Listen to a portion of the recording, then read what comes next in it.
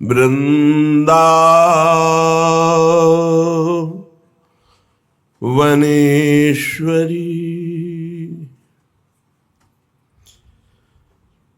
तवैव पदारविन्दम्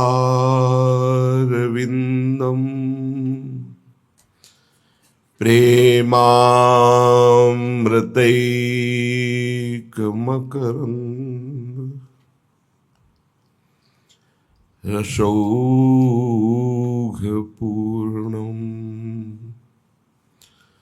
हृद्यर्पितं मधुपते स्मर्तापमुग्रम्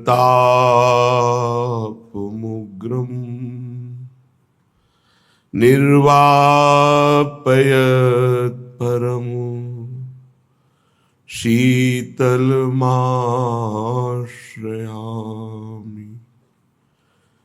परम शीतल माश्रयामि। आजु देखी ब्रज सुंदरी मोहन बनी केली ब्रज सुंदरी मोहन बनी केली अंश अंश बाहुदे किशोर जोर रूप राशि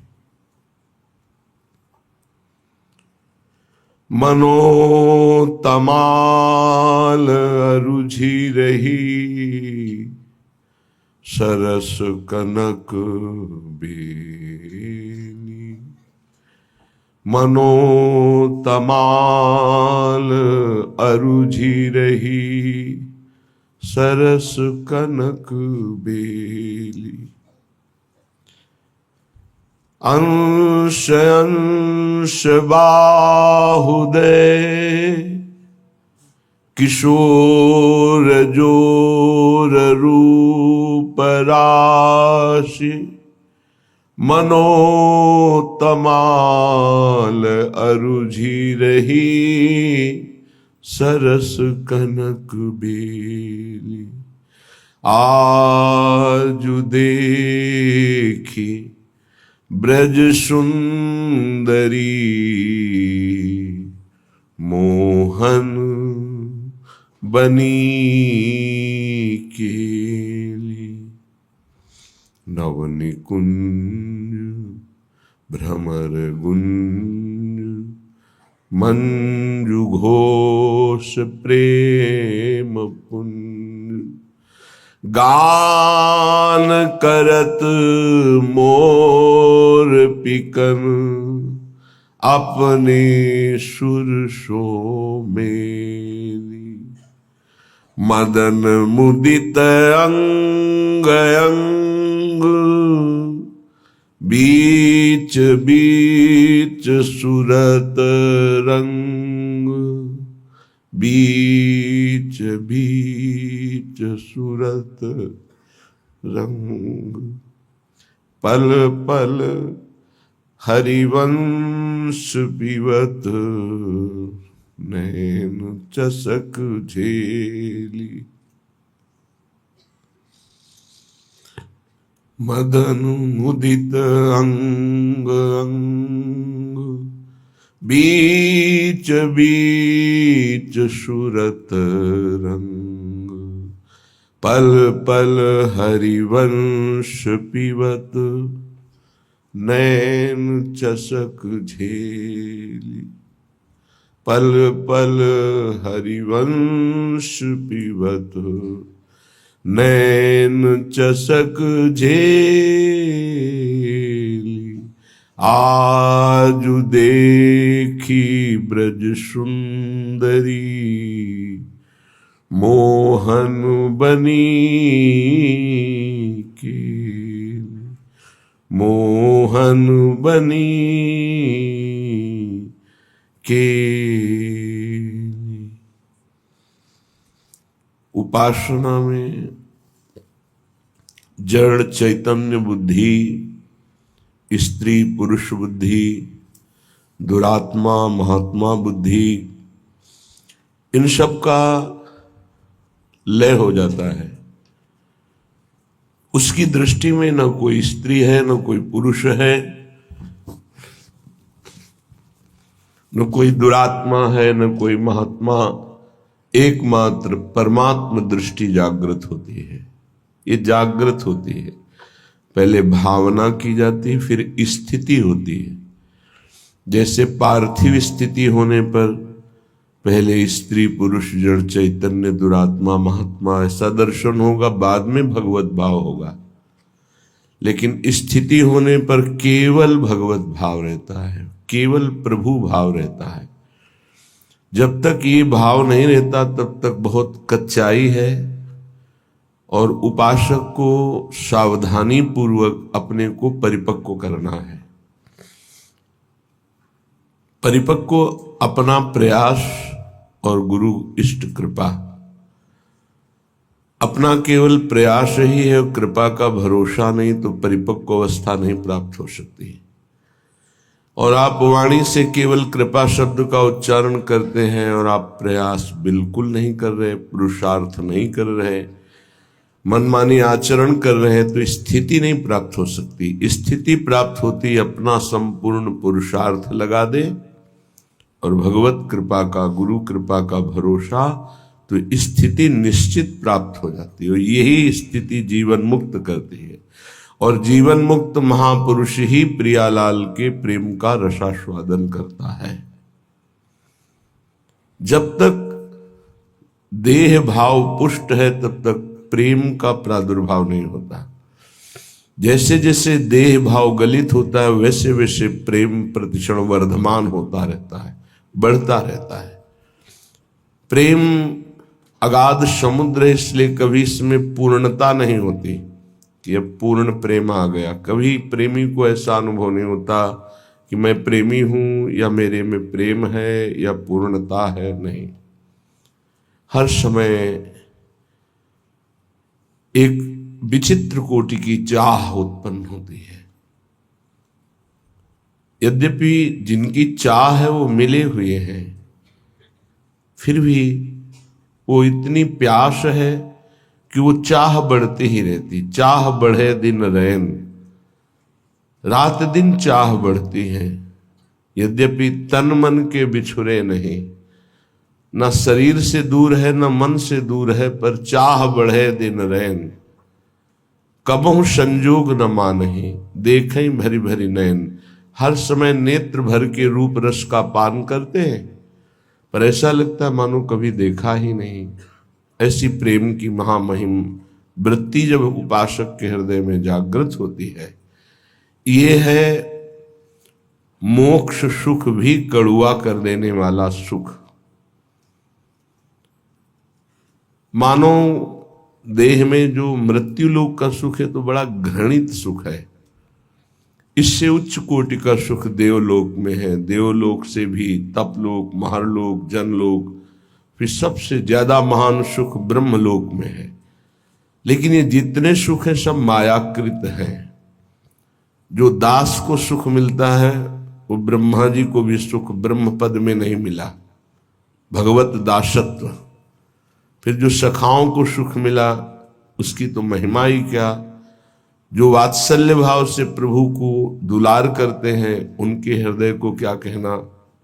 जो कांता भाव से प्रभु से प्यार करते हैं उनको कौन उपमा दे किसी से, क्योंकि वो अद्वितीय हैं।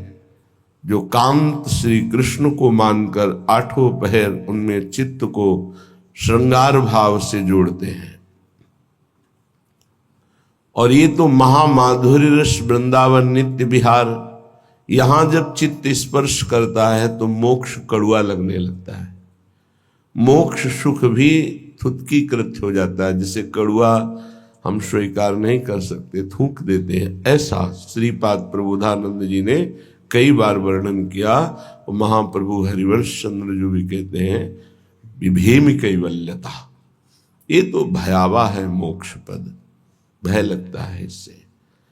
श्री रूप जी ने कहा कि ये तो पिशाचिनी है, जब तक ये भुक्ति मुक्ति पिशाचिनी लगी रहेगी तब तक प्रेम नहीं प्रकट होता है। भोगों को भोगने की इच्छा रूपी पिशाचिनी या मुक्त हो जाने की पिशाचिनी। ऐसा महापुरुषों ने जब प्रिया प्रीतम के प्रेम रंग रस का रसास्वादन किया तो मोक्ष मुक्ति पिशाचिनी लगने लगी, भयावह लगने लगी, कड़वी लगने लगी, थुतकी कृत्य हो गई। फिर और कौन सा सुख बचा? सर्वश्रेष्ठ महासुख आत्म सुख जीवन मुक्त महापुरुषों को प्राप्त होता है। लेकिन प्रेम सुख के आगे ये सब सुख फीके हो जाते हैं। इन्हीं बिलोकत अति अनुरागा, बरबस ब्रह्म सुख ही मन त्यागा। ब्रह्म सुख का भी त्याग करके मन प्रभु की रूप रसासों का, रूप का आनंद प्राप्त करने के लिए विकल हो गया। जनक जी महाराज का और ज्ञानियों की और ब्रह्मबोध संपन्न महापुरुषों की तो अलग वृत्ति रही। ये तो बड़े बड़े ज्ञानियों की गुरु है। इसलिए श्रीपाद कह रहे कि तिक्ति भूता विमुक्तिर विषम निरय वदभाति सर्वेन्द्रियार्थाः सर्वे भोगा भवन्ति प्रबल गरल वन्युद्भट ज्वालकल्पाः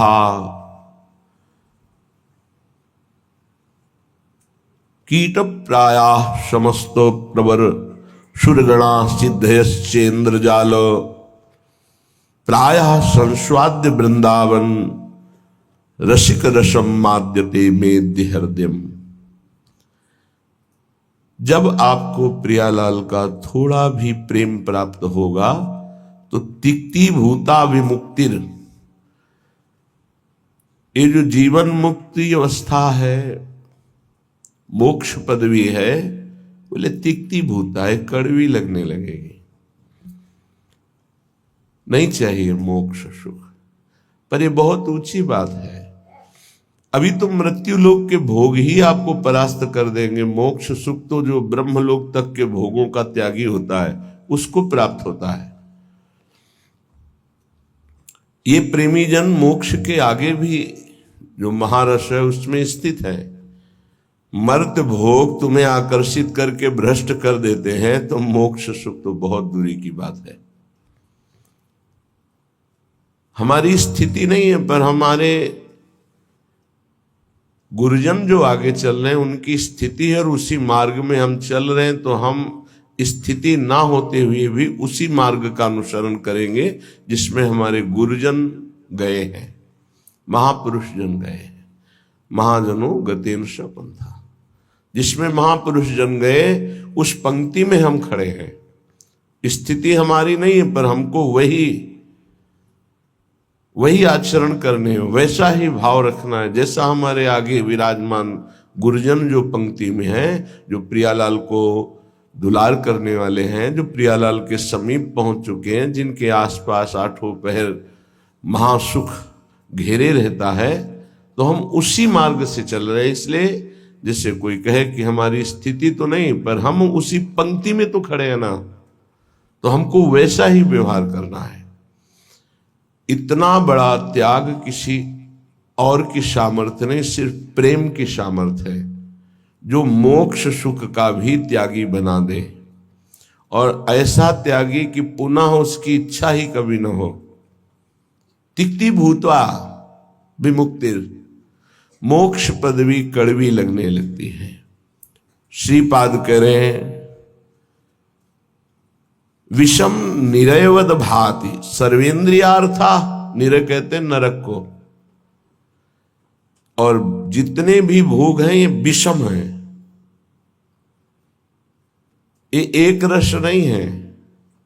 आज कामना जितनी बढ़ी हुई तो भोगो, तुम्हें अच्छा लगेगा, फिर भोगो, फिर भोगो, तो मन कहने लगेगा इस शरीर में नहीं, उस शरीर में देखो, इस भोग में नहीं, उस भोग में, इस वस्तु में नहीं, उस वस्तु में।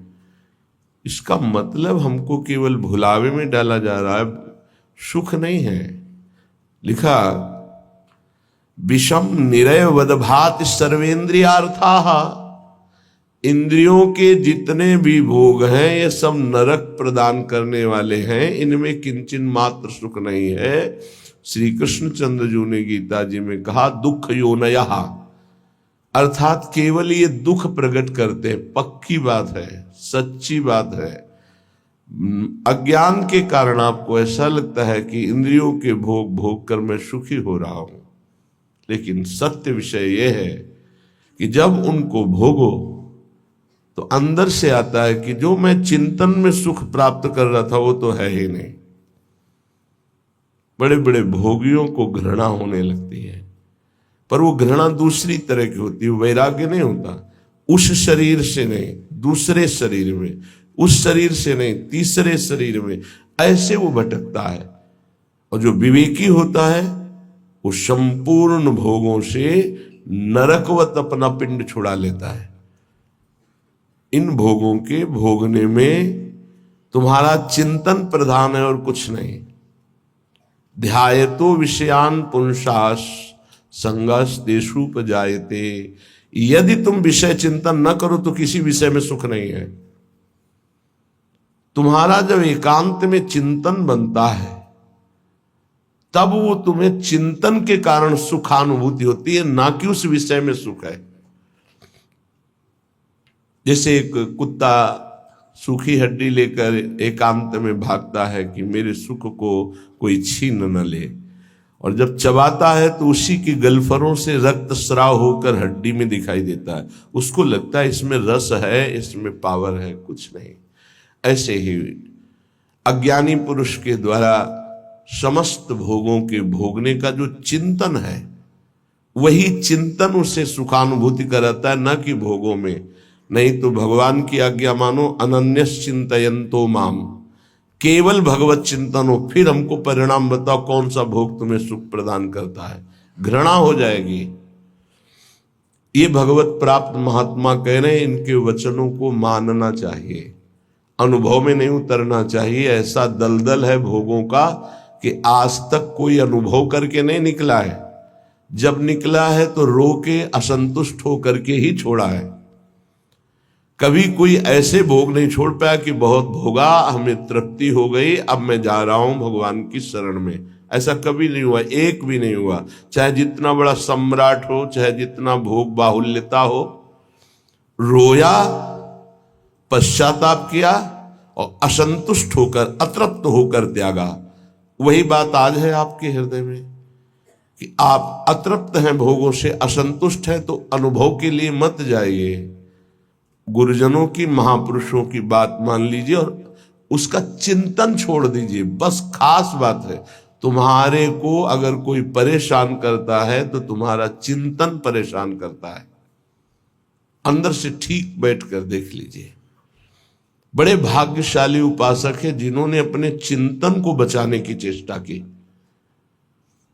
कोई भी क्रिया तब होती है जब चिंतन होता है। ये बहुत सिद्धांत है, भगवान के वचन है। ध्यायतो विषयान पुंसास संगस तेषुपजायते। जब हम किसी विषय का ध्यान करते हैं, चिंतन करते हैं, मनन करते हैं, तो हमारे अंदर उसके भोगने की इच्छा प्रकट होती है। चाहे वो कोई खान पान की वस्तु हो, पहनने ओढ़ने की वस्तु, ये सब भोग के अंतर्गत आते हैं। सर्वेंद्रियार्थाः, समस्त इंद्रियों के अर्थ भोग अलग अलग है। श्रवणेन्द्री, घ्राणेन्द्री, नेत्रेन्द्री, त्वगेन्द्री, वाकेन्द्री, हस्तेन्द्री, पादेन्द्री, जनेन्द्री, गुदाएन्द्री, ये सब इंद्रियां हैं। 5 कर्मेंद्रियां हैं और 5 ज्ञानेन्द्रियां हैं। इनका मुखिया मन, ये 11, इनका काम ही है जगत के भोगों में चिंतन लगाना। बहुत सूक्ष्म विषय प्रार्थना है, ये संतों के अनुभूत विषय है। चिंतन किसी विषय का ना हो, और फिर कोई भोग भोगो, बिल्कुल 100 में 100% आपको सुख नहीं मिलेगा। और ऐसे महापुरुषों का जो चिंतन भगवान में स्थित है, प्रियालाल में स्थित है, उनके लिए कहा गया वो विषयान ग्रहणंत मुंचंत, वह कोई फर्क नहीं पड़ता। विषय सेवन में, पाप कृत्य में, पुण्य कृत्य में अंतर से देखा जाता है कि उसको बराबर 5 व्यक्ति बराबर वही क्रिया कर रहे हैं, चाहे वो पाप की हो या पुण्य की हो, लेकिन पांचों का फल अलग अलग हो सकता है। एक का राग नहीं है, बिल्कुल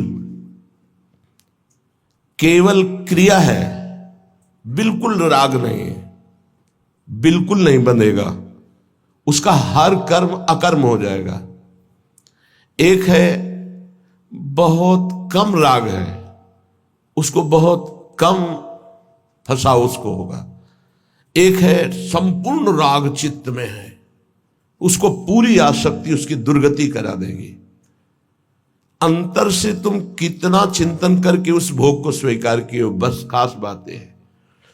इसीलिए भगवत प्राप्ति के मार्ग में चाहे जो विषय हो, यदि वो बहुत प्रिय लग रहा है और उसका हमारा चिंतन बना है, तो उसे हमें सेवन नहीं करना चाहिए, चाहे वो कितना सतोगुणी भोग क्यों न हो, क्योंकि हमारा चिंतन बना है। और अगर हम भोगेंगे तो चिंतन पुष्ट हो जाएगा, और बार बार चिंतन होगा तो हमारे चिंतन में विघ्न पड़ेगा। इसलिए जिस वस्तु का चिंतन हो कि आज तो अमुक चीज खानी है, अमुक चीज देखनी है, अमुक चीज भोगनी है, उसका बहुत सरलता पूर्वक यदि माया ने सानिध्य दे दिया तो भी ना भोगा जाए। ये बहुत अंदर से अध्यात्म पुष्टि की बात है, इसे समझ लो। श्रीपाद कह रहे विषम, पहली बात यह है कि तुम हर्षित होकर जे ही भोग में जाओगे तो परिणामता तुम्हें शोक मिलेगा, क्योंकि द्वंद्व है ये विषम है। हरिवंश महाप्रभु इसी संसार पर विजय प्राप्त करने के लिए प्रेम की बात कही है।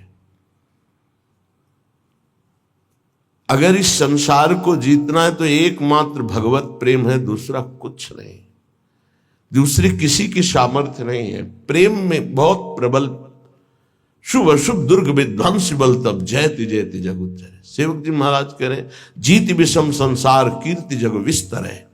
जीत विषम संसार कौन? जय जय श्री हरिवंश नाम गुण गाई है, जो नाम जप कर रहे हैं, लीला गायन कर रहे हैं। सर्वेंद्रियार्था, समस्त इंद्रियों के अर्थ, उनके भोगने का चिंतन और भोग क्रिया ये नरक प्रदान करती है, नरक स्पष्ट। सर्वे भोगा भवंति प्रबल गरल, क्योंकि जितने भी भोग हैं ये प्रबल विष है। प्रबल विष, प्रबल विष का मतलब होता है तत्काल असर करने वाला। एक मीठा विष होता है, महीनों में असर करता है, लेकिन भोग तत्काल पागल बना देने वाला है। चिंतन हुआ, सानिध्य भोग का हुआ, पागल बन गया, क्या करना चाहिए क्या नहीं करना चाहिए सब भूल गया। देखो कितना असर चढ़ा उसका, कि उसका चिंतन, उसकी क्रिया सब भागवतिक मिट गई, और उस समय वो कामांध हो गया, उस समय वो वासना में हो गया, सारा चिंतन खत्म, सारी की सारी वृत्ति। ये जहर है, इसे कह रहे सर्वे भोगा भवंति प्रबल गरल। ये प्रबल विष है जो तत्काल चढ़ता है, देखने से चढ़ता है, छूने से चढ़ता है, चिंतन से चढ़ता है, फिर भोगने से क्या होता होगा। ये ऐसा प्रबल गरल है, विष है, कि एक विष तो खाने से ही केवल एक शरीर में चढ़ेगा, एक जन्म नष्ट करेगा। लेकिन ये भोग कह रहे सर्वे भोगा भवंती प्रबल गरला, ये इतना बड़ा विष है कि देखने से चढ़ जाता है, सुनने से चढ़ जाता है, चिंतन से चढ़ जाता है, फिर भोगने से क्या दुर्गति होगी। इसलिए कहा निरवय वदभाति सर्वेंद्रियार्था, जो इंद्रियों के भोगों का चिंतन करके उनको भोग कर सुखानुभूति करते उनको नरक की प्राप्ति होती। भगवान ने भी कहा त्रिविधम नरकश्चेदम द्वारं नाशन मात्मनः कामः क्रोधा तथा लोभा तस्मादेत्रेम त्यजेत। ये तीनों नरक के द्वार हैं, काम क्रोध लोभ, ये निश्चित नरक प्रदान करते हैं। वन्युद्भट ज्वाल कल्पाहा, और ये भोग क्या करते हैं, हृदय को जलाते हैं, अग्नि जैसे जला करके त्वगेंद्री को, शरीर को कष्ट देती है। लेकिन ये कारण शरीर तक प्रभाव डालते हैं भोग, स्वभाव, अंतःकरण, इंद्रियां और स्थूल शरीर भी। इस तीनों शरीरों पर विष का प्रभाव पड़े, ऐसा विष की रचना आज तक नहीं हुई प्रकृति में। प्राकृतिक विष केवल स्थूल शरीर पर प्रभाव डालता है, इस पर। लेकिन ये सर्वे भोगा भवंति प्रबल गरला, ये स्थूल शरीर पर भी प्रभाव डालते हैं, सूक्ष्म शरीर को बसीभूत कर लेते हैं और स्वभाव को बिगाड़ देते हैं। देहाभिमानी पुरुष जब इंद्रियों के द्वारा विषयों का चिंतन करके भोग करता है तो उसके तीनों शरीर बर्बाद हो जाते हैं, तीनों शरीर उसके गंदे हो जाते हैं। ये इसीलिए जो विज्ञजन है वो कह रहे हैं कि इससे बड़ा कोई जहर ही नहीं है। सर्वे भोगा भवंति प्रबल गरला वन्युद्भट ज्वाल कल्पाहा, हृदय जलाता है, भोगने पर भी जलन, भोगने के बाद भी पश्चाताप की जलन, पश्चाताप की जलन। और वो पश्चाताप टिकाऊ नहीं होता है। 1 घंटे 2 घंटे जलन हुई, तीसरे घंटे फिर उसी भोग की चिंतन वृत्ति, फिर वही भोग की क्रिया। बड़ी दुर्गति है संसारिक जीव की, बड़ी दुर्गति। ऊपर से चिकना चुपड़ा शांत नजर आ रहा है, अंदर देखो इसमें लिखा है वन्युद्भट ज्वाल कल्पाहा, कामाग्नि क्रोधाग्नि लोभाग्नि, उससे जल रहा है वो। कीट प्रायाः समस्त प्रवर सुरगणाः सिद्ध्यश्चेन्द्र जाल। कह रहे कि बड़े महापुरुष हैं, इसलिए कह रहे हैं कि इन कीड़ों में और देवताओं में कोई फर्क नहीं है। क्यों? प्रारब्धानुसार कीड़ा भी अपने भोग को भोग रहा है, देवता भी भोग को भोग रहे हैं। देवता कोई नवीन कर्म करके भजन थोड़ी कर रहे हैं, अपने पूर्व पुण्यों को भोग रहे हैं। तो कीट प्रायः समस्त प्रवर सुरगणाः, इस प्रवर माने होता श्रेष्ठ, श्रेष्ठ जो देवता लोग हैं हमारी दृष्टि में कीड़े से ज्यादा नहीं है। क्यों? क्योंकि जैसे कीड़ा अपना प्रारब्ध भोग रहा है, ऐसे देवता अपने प्रारब्ध भोग रहे हैं। शुभ कुछ नहीं है उनके पास, नवीन कर्म नहीं, जितना रुपया जमा है उसका भोग कर रहे हैं। जैसे बढ़िया होटल है, हर व्यवस्था है, आपका पेमेंट है तो आप भोगिए, हर भोग। जिस दिन पेमेंट खत्म हुआ धक्का मार के बाहर कर दिए जाओगे। ऐसे ही स्वर्ग से धक्का मार के गिरा दिया जाता है। उसके गले में एक माला पड़ी होती है, वो माला नित्य नवीन सुगंधित रहती है जब तक उसको स्वर्ग में रहना है। और जहां माला कुम्हलाई तो पता चला कि पुण्य नष्ट हो गए। अब उसको भारी वियोग, उसका विमान छिन जाएगा, उसका महल छिन जाएगा, उसको अप्सरा जो मिली थी वो सब भोग सामग्री एक क्षण में हटा के, देव शरीर से हटा के भ्रष्ट कर दिया गया। फिर मृत्यु लोक में क्या बनेगा कि कीड़ा पतिंगा क्या बनेगा वो भगवान जाने। इसीलिए कह रहे मेरी दृष्टि में कीड़े से और देवता से समानता जब करते हैं तो बराबर नजर आता है। वो अपने प्रारब्ध का भोग भोग रहा है, अपने प्रारब्ध का। तो बोले मनुष्य का उदाहरण क्यों? मनुष्य श्रेष्ठ है देवताओं से। क्यों? क्योंकि वो राधा राधा कृष्ण कृष्ण जप करके वो भगवत प्राप्ति कर सकता है, देवता नहीं कर सकते। कीट प्रायाः समस्त प्रवर सुरगणाः सिद्ध्यश्चेन्द्र जाल। अब कह रहे ये जो अष्ट सिद्धियां और भी 28 सिद्धियां और भी अन्य छोटी सिद्धियां, बोले ये इंद्रजाल है, कोई भगवदानंद नहीं है। इंद्रजाल माने होता है जो है नहीं पर दिखाया जा रहा है, माया का, जादू का एक नया तमाशा। सिद्धियां क्या है? माया का एक नया तमाशा। अगर उनको और क्या तमाशा, यही है अभी यहां है और इसी समय कहीं और है। जब दोनों अरे बड़े तो सिद्ध पुरुष हैं, अभी तो यहां हमारे सामने, तो बोले ठीक इसी समय हमारे पास भी थे, बोले बड़े सिद्ध पुरुष हैं। ये क्या है? कोई खास बात थोड़ी है। अष्ट सिद्धियां सिद्ध्यश्चेन्द्र जाल, ये इंद्रजाल माया जादू का तमाशा है। यह है प्रेम की प्राप्ति के लिए जो हमें विकलता चाहिए, वो यहां कहीं नहीं टिकना। प्रायः संस्वाद्य वृंदावन रसिक रसम माद्यते मेद्य हृदयम। जिनको वृंदावन प्रेम रस की प्राप्ति की चाह है, वो इतने में किसी में भी न टिके, किसी को भी स्वीकार न करे, नहीं प्रेम रस नहीं मिलेगा। इसीलिए आप देखें हमारे वृंदावन ब्रज धाम या कहीं भी जो भगवत प्रेमी सिद्ध महापुरुष है, आपको कोई जादू तमाशा कोई ऐसी बात नहीं मिलेगी। सीधे सरल स्वभाव नमन कुटिलाई। तो यहाँ की सिद्धि क्या है? यहाँ के सिद्धों को क्या प्राप्त होता है? रुदु सुस्वरम राजन कृष्ण दर्शन लालसा। पर रोना यहाँ की सिद्धि है।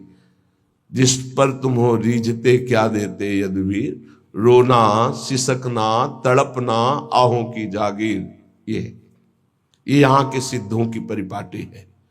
एकांत में बैठे हुए चिल्ला चिल्ला के रो रहे प्रभु से, हा कृष्ण, हा कमल लोचन, हा प्रियाजू, हा स्वामिनी। ये यहाँ की सिद्धि है। तो ये किसको मिलती है?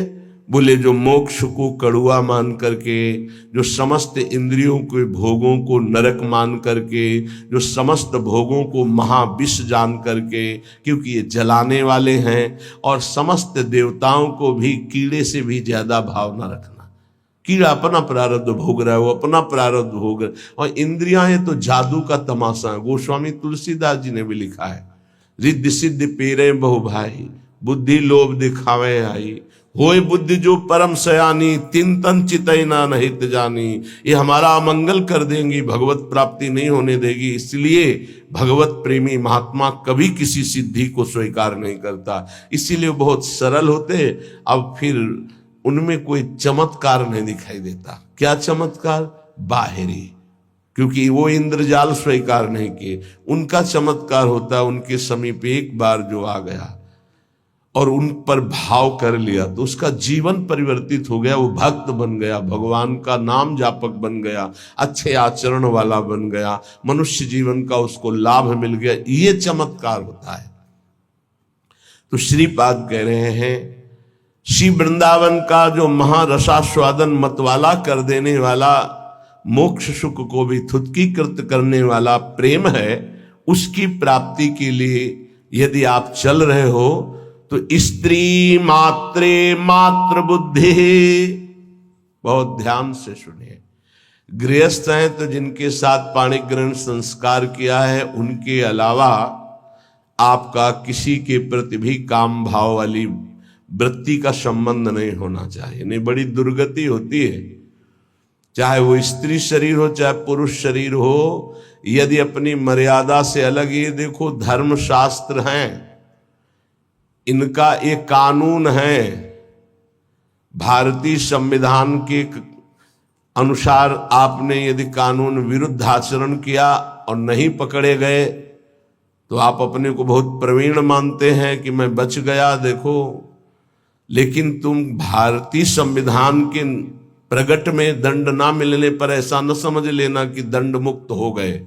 एक है भागवतिक संविधान, जिसमें किसी की गवाही, किसी की साक्षी की या किसी की रिपोर्ट की जरूरत नहीं, तुम्हारा कर्म ही तुम्हें दंड दे देगा जो तुमने कर्म किया है। इसलिए जो पति वंचक पर पति रति करई, रो रो नरक कल्प सत परई। जो स्त्री अपने पति की वंचना करके दूसरे पुरुषों के साथ सहवास करती है, बहुत समय तक वो रो रो नरक को प्राप्त होती। ऐसे जो पुरुष पाणी ग्रहण करके अपनी पत्नी को धोखा देकर दूसरी स्त्री के साथ सहवास करता है, ऐसी उसकी दुर्गति होती है। और जो भगवत मार्ग में चलने वाले उपासक हैं, चाहे गृहस्थ हो चाहे विरक्त, समस्त संसार की जितनी भी स्त्री शरीरधारी हैं, उन सब के प्रति पूज्य बुद्धि, भगवत बुद्धि, दैवी बुद्धि, मातृ बुद्धि, ऐसा कहा गया है। जिनसे पाणी ग्रहण किया उनकी बात अलग, गृहस्थी में बका सबके प्रति भगवत बुद्धि, सबके प्रति। ऐसे विरक्त भाव में गोस्वामी जी इसी की टीका करते हैं। स्त्री मात्रे मातृ बुद्धि के लिए जननी सम जानहि पर नारी, धन पराये बिसते बिस भारी, जिन्हीं राम तुम प्राण प्यारे, तिनके मन शुभ सदन तुम्हारे। जो आपको प्राणों से भी अधिक प्यार करते हैं, उनका मन आपका निरंतर निवास स्थान है। हे रघुनाथ जी, वाल्मीकि जी कह रहे, जो सदैव माताओं बहनों की तरफ दृष्टि केवल पूज्य बुद्धि से जाती है। ये जननी है, हम इन्हीं से पैदा हुए हैं। इन्हीं माताओं के गर्भ में बड़े बड़े महात्मा, बड़े बड़े राष्ट्र भक्त प्रकट हुए। ये दैवी शक्ति है। इनका जो अपमान करता है, निरादर करता है, नष्ट हो जाता है। बड़े बड़े अपराध रावण ने किए लेकिन नष्ट नहीं हुआ। लेकिन जब दैवी शक्ति का अपमान किया तो भस्म हो गई सोने की लंका, और रहा न को कुल रोवनिहारा। बड़ी उद्दंडता करता था दुर्योधन, लेकिन बड़े बड़े महात्माओं की कृपा बनी रही उसके ऊपर। पर जब उसने देवी का अपमान किया, सभा में निर्वस्त्र करने का आदेश, उसी समय सारे सुकृत नष्ट हो गए और हर महात्मा की कृपा हट गई और नष्ट, पूरा कुल का कुल नष्ट हो गया। जिनके घरों में माताओं बहनों को सताया जाता है, कष्ट दिया जाता है, वो कभी स्त्री संपन्न घर नहीं हो सकते। और जो माताएं बहनें धर्म भ्रष्ट आचरण करती हैं, वो कभी सुखी नहीं रह सकती, दुर्गति को प्राप्त होंगी। ये धर्म है। ये हमारा देश धर्म प्रधान देश है। बहुत महिमा इस भारत देश की गाई गई है, क्योंकि इसमें धर्म प्रधान क्षेत्र, अलग अलग भगवान ने क्षेत्र, जैसे स्वर्ग है वो भोग भूमि है, नरक है वो पाप भोग भूमि है, मृत्युलोक है, मृत्युलोक में भारत भूमि भगवत प्राप्ति का परम धर्म स्थल है। जैसे गंगा यमुना सरस्वती का समागम तीर्थराज प्रयाग एक स्थान है अपना, उसका महत्व है। ऐसे पूरे विश्व में भारत का महत्व है। यहां भगवत प्राप्ति रूपी महान धर्म की स्थापना भगवान ने की है। ये वो भूमि है। इस भूमि में वास करने वाले के ऊपर भागवतिक शासन है, धर्म शास्त्र का। आप यहां परस्पर व्यभिचार नहीं कर सकते, जो हमारे शास्त्र मर्यादा है उसके विरुद्ध आचरण नहीं। स्त्री मात्रे मात्र बुद्धि आदेश कर रहे हैं, संपूर्ण स्त्रियों में मात्र बुद्धि। देखो गांव में हमने देखा है, छोटी छोटी जो बालिकाएं 10-11 से, तो सब उनके चरण छूने की भावना, घर के जन भी, अरे तू तो कन्या है, देवी है, जैसे वो पिता के चरण छूने के लिए चले, ला इधर पैर ला, हम गांव की बात करें, ऐसे चरण, तो दुर्गा है, कन्या है, देवी है, ऐसी भावना है। नवरात्रि में पवाया जाता है ना आराधना करके, तो उनके प्रति वही बुद्धि रखो जो नवरात्रि में बुद्धि रखते हो कि ये तो सब नवीन अवस्था की बच्चियां दुर्गा स्वरूप है, देवी स्वरूप है। तो वैसे ही स्त्री मात्रे मात्र बुद्धि, ये सब जगदम्बा है, हमारी श्री जी की निज सखियां हैं। इनके चरणों में वंदना करे तो प्रिया जो से प्रेम हो जाएगा, और इनके प्रति दोष भाव करे तो नरक की प्राप्ति होगी। ऐसे ही स्त्री शरीर को चाहे पुरुष शरीर के प्रति भगवत भाव रखना। गोस्वामी तुलसीदास जी ने लिखा है, मध्यम परपति देखई कैसे, भ्राता पिता पुत्र निज जैसे। अपने बराबर का देखा तो जैसे हमारा भाई हो तो कैसा हमारा भाव रहेगा, छोटा देखा तो पुत्र हो तो कैसा भाव रहेगा, और पिता के समान जो वयोवृद्ध बड़े हैं उनके प्रति पूज्य भाव रहता है। तो माता बहनें कैसे पुरुष को देखती, भ्राता पिता पुत्र निज जैसे। और पुरुष कैसे देखते, बोले जननी समझाने पर नारी। जो बड़ी माता है बहनें वो साक्षात माँ है, जो छोटी हो साक्षात दुर्गा है, नवीन कन्या रूप, उनके चरण स्पर्श करे। जहां पाणी ग्रहण है वहां अर्धांगिनी भाव। स्त्री मात्रे मात्र बुद्धि, समस्त चराचर जगत की ये प्रेम प्राप्ति के लिए आदेश दे रहे श्रीपाद। स्थिर चर निखिल प्राणी प्राणीश उपास्य बुद्धि, चाहे जड़ हो चाहे चैतन्य हो, उसमें गौर से देखो राधा वल्लभ लाल जी की भावना करते हुए। तो राधा वल्लभ लाल जी दिखा देंगे, कह रहे स्थिर चर निखिल प्राण उपास्य बुद्धि, ये क्रूरापि पापिनो न च सताम संभाष्य दृश्याश्च ये सर्वान वस्तुतया निरीक्ष परम स्वाराध्य बुद्धिर्मम, मेरे आराध्य देव चर चर में विराजमान है। बाह्या से सार्थ लाभेश्वपि, कह रहे कि सांसारिक जितने भी लाभ हैं ये सब धोखे के हैं। समझना है, केवल समझना है, कर्तव्य पालन करना है, पर यह समझना है कि ये कोई लाभ नहीं है, धोखे का लाभ है। 1 अरब रुपया बैंक में जमा है आपके पास, बढ़िया मकान बना है, पूरे जीवन भर मेहनत की, खूब छल कपट जैसे भी बना, सब व्यवस्था कर ली, अब मरने का समय आ रहा है। अब वो कब आएगा ये तो पता नहीं, किसी का कभी भी आ सकता है, जवानी में आ सकता है, बुढ़ापे में आ सकता है, बाल्यावस्था में। यहां जो कह रहे हैं कि बाह्या से सार्थ लाभेश्वपि, जितने भी सांसारिक लाभ है वो सब बेकार हैं, बाह्य हैं। कैसे बेकार हैं? हमारे तो इतने बैंक में जमा है, इतने मित्र हैं, इतनी फैक्ट्री, ये ठीक है। फाइनल में आओ, अब आपका शरीर छूटने वाला है, अब आपके पास क्या जाएगा? हुआ ना सब बेकार। तो क्या करें? ना कुछ करें? नहीं, अपने कर्तव्य का पालन करो धर्म पूर्वक। धर्म पूर्वक किया हुआ कर्तव्य तुम्हारी रक्षा करेगा, तुमसे पापाचरण नहीं होने पाएंगे, तुम्हें बचा लेगा। और नाम जप करोगे ये धन तुम्हारे साथ जाएगा।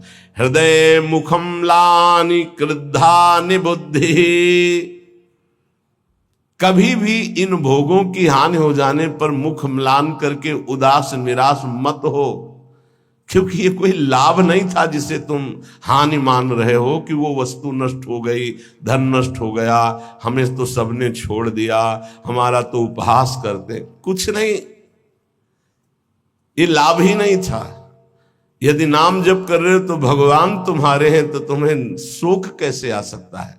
ना, यहां मना कर रहे, हृदय मुख म्लानि निकृद्धा निबुद्धि, ऐ बुद्धिहीन, किसी भी हानि में तो उदास मत हो। ये कोई हानि है? तो बोले हानि फिर किसे कहते हैं? बोले हानि हरिवंश के नाम अंतर परे।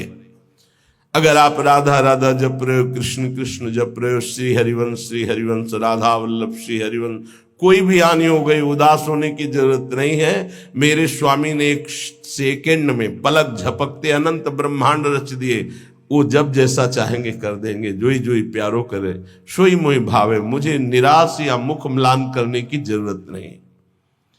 देह स्त्री वित्र पुत्रादिशु नहीं, बहुत पवित्र बात करे। देह तुम्हारी और स्त्री और पुत्र और वित्त अर्थात धन पुत्र स्त्री शरीर ये तुम्हारा न, ये नहीं है तुम्हारा,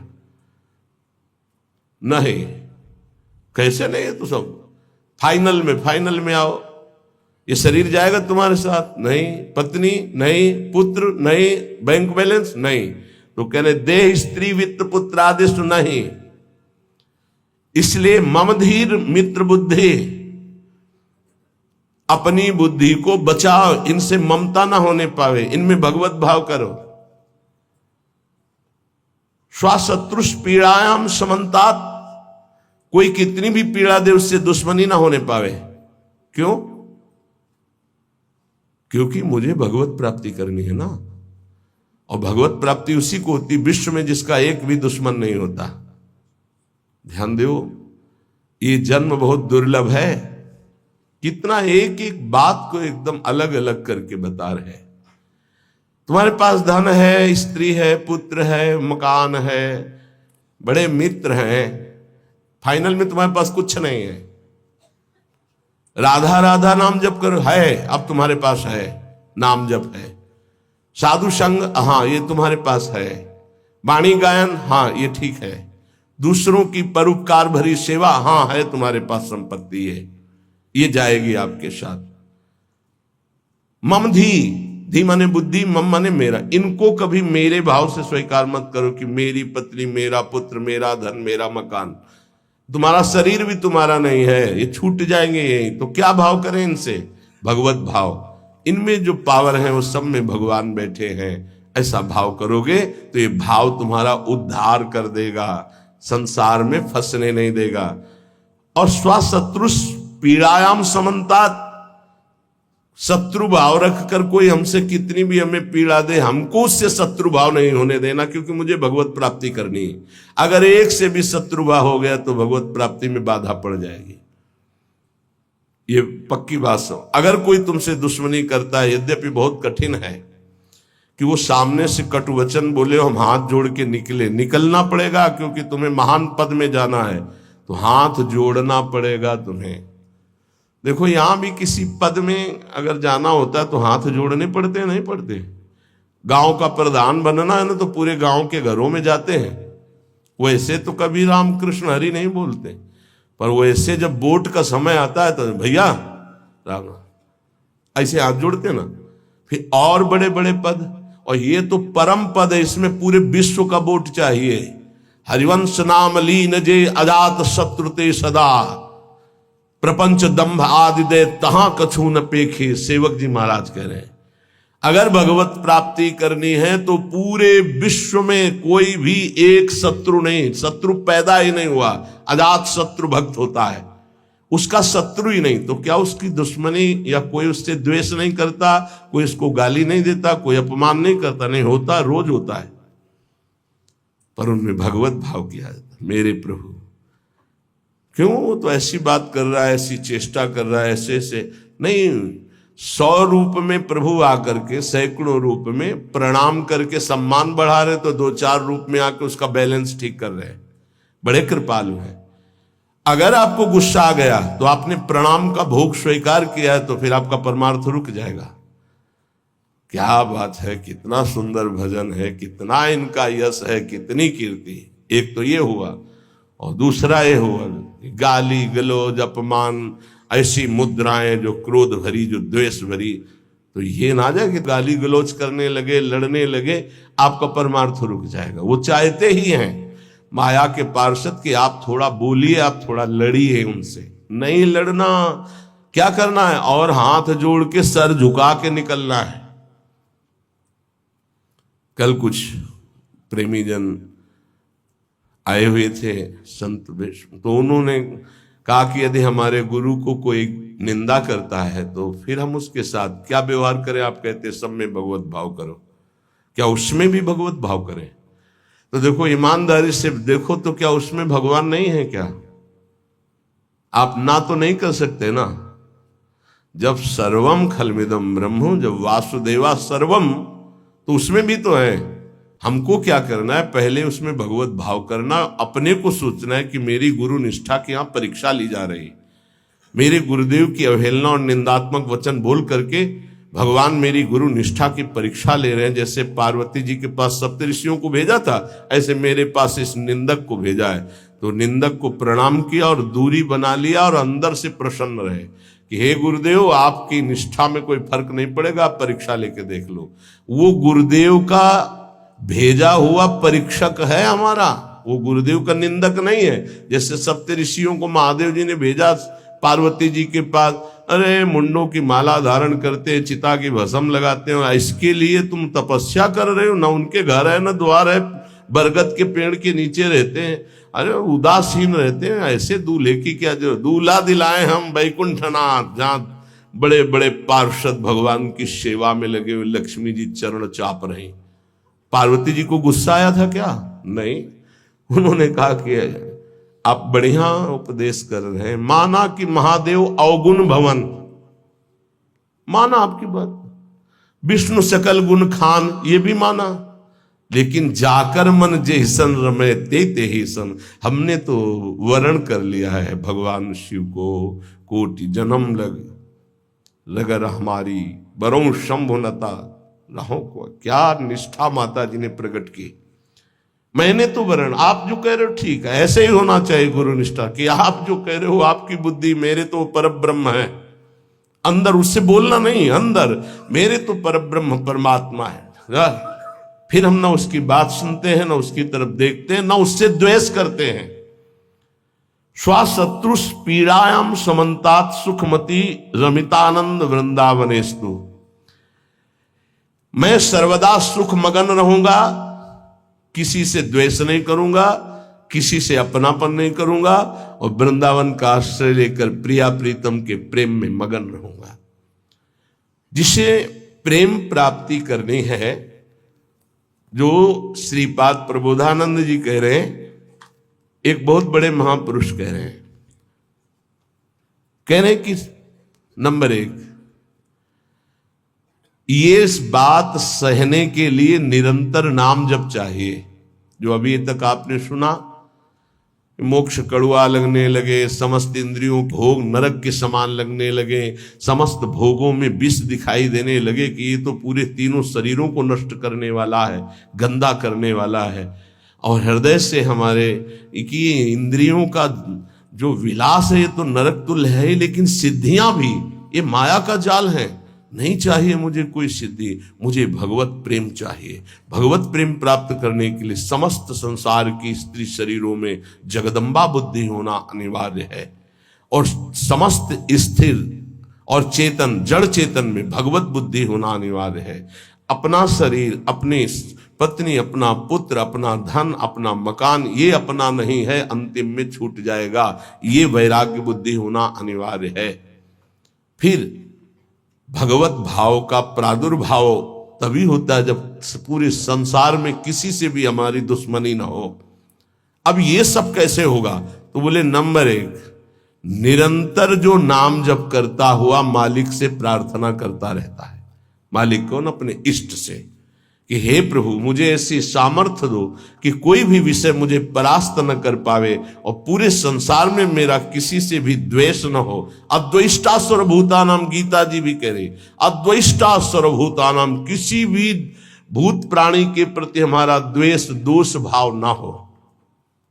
पहला, निरंतर नाम जप और प्रभु से प्रार्थना। इसमें लिखा है मालिक से प्रार्थना, अपने स्वामी श्री हरि से, इष्ट से प्रार्थना कि मुझे ऐसी सामर्थ, प्रार्थना में बहुत सामर्थ है।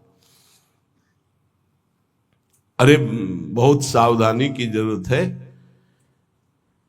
किसी के प्रति जरा सा भी दोष चिंतन, जो भजन जिनका एक तार चलता है, बड़ी बाधा खड़ी हो जाती है। श्री रूप गोस्वामी जी लीला चिंतन कर रहे हैं, उसमें दिखाई दिया कि प्रियाजू पुष्प चयन कर, ये पुष्प, तो लालजू गोदी में उठा लिए, प्रियाजू ऐसे पुष्प का गुच्छा ले रहे, एक हाथ से डाल पकड़े हुए। लालजू ने देखा कि सुरक्षित डाल पकड़े प्रियाजू नजदीक की छोटी कुंज में, तो छोड़ दिया, तो प्रियाजू ऐसे, और लालजू आनंदित हो रहे हैं। तो पूज्य श्री रूप गोस्वामी को भी हंसी आ गई कि लालजू को ऐसा विनोद सूझा। इस समय अत्यंत सुकुमार प्रियाजू डरप रही हैं। फिर लालजू ने अपनी गोद में ले लिया, फिर उनका शमन हुआ। जिस समय वो हंस रहे थे उस समय एक संत जा रहे थे जो लंगड़ा के चलते थे, ऐसे ऐसे, और वो ऐसे अर्ध निमीलित नेत्रों में ऐसे हंस रहे थे। उनको दृष्टि गई कि अरे भगवान ने मुझे लंगड़ा बनाया है तो हंस रहे हैं, हम तो समझ रहे थे बहुत बड़े महापुरुष हैं और ये हमारी हंसी कर रहे हैं, ऐसा कैसे हो सकता है? हाँ ना, हमारा प्रारब्ध भोग है ना, हमारा पैर ऐसा है इसलिए हंसी का पात्र में। बड़े अंदर से दुखी हो गए, चले गए, लीला बंद हो गई उनकी। अब आप बताओ, उन्होंने सोचा नहीं, देखा नहीं, वो तो प्रिया प्रीतम को देख रहे थे। बड़े विकल हुए जब लीला बंद हो गई, तो फिर पूज्य श्री सनातन गोस्वामी से चर्चा की, क्योंकि दोनों महापुरुष की हमारी लीला बंद हो गई, तो उनका एक ही उपाय वैष्णव अपराध बन गया। वो वैष्णव अपराध, किसी वैष्णव को अभद्र बोले या दुख पहुंचाए, ऐसा संभव ही नहीं। महाप्रभु चैतन्य देव की कृपा से ऐसा संभव ही नहीं है। कैसे ऐसे उनका है तो वैष्णव अपराध। अब ये विचार हुआ कि कैसे जाना जाए कि किससे अपराध बना, कैसे जाना जाए, जब किया ही नहीं प्रकट में तो जाना कैसे जाए। तो बोले कोई वैष्णव दुखी हो गया है तो वैष्णव सेवा की जाए, आसपास के जितने संत सबको निमंत्रण दिया जाए, पता चल जाएगा, सबकी जूठन पाई जाएगी तो शायद पुनः अपराध कोई हुआ हो जाने अनजाने में तो उसका मार्जन हो जाएगा। ऐसा हुआ। आसपास के सब संतों को निमंत्रण दिया गया, वैष्णव। जे ही उनके पास निमंत्रण गया तो नाराज होके बोले। पहले तो उपहास करके हंसी उड़ाते हैं, फिर निमंत्रण देते हैं, हमें नहीं जाना। तुरंत सूचना आई कि वो नाराज है। अरे तुरंत गए पूज्य श्री रूप गोस्वामी जी और कहा, प्रभु कब हमने आपका उपहास किया? तो उनका, आप प्रभु प्रभु आप कर रहे हो। उस दिन हम जा रहे थे और जैसे हमारा भगवान ने पैर ऐसा कर दिया तो झटका मार के चलते हैं, तो आप हंस रहे थे। तो उनका, मुझे तो याद ही नहीं कि आप कब निकले और हम कब हंसे। तो उन्होंने समय बताया कि अमुक दिन और समय। अच्छा अच्छा। तो उनका, प्रभु ऐसे बतानी नहीं चाहिए पर आप नाराज हैं इसलिए बता रहा हूं। प्रभु उस समय हम लीला देख रहे थे।